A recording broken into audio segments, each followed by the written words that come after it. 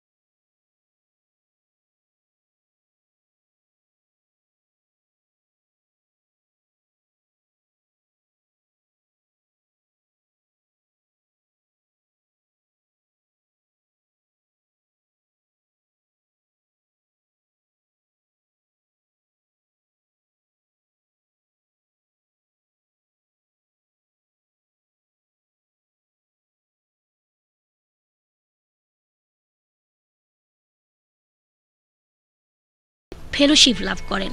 2021 সালে পেয়েছেন 21 পদক। প্রয়াত এই শিল্পী গত মাসে ঢাকার বসুন্ধরা আবাসিক এলাকার একটি হাসপাতালে চিকিৎসাধীন ছিলেন। সর্বশেষ তেজগাঁওয়ের একটি বেসরকারি হাসপাতালে ভর্তি করা হয় তাকে। সেখানেই চিকিৎসাধীন ছিলেন, কিন্তু শেষ রক্ষা হলো না। চিকিৎসকদের সব চেষ্টা ব্যর্থ করে দিয়ে না ফেরার দেশেই চলে গেলেন গুণী এই শিল্পী।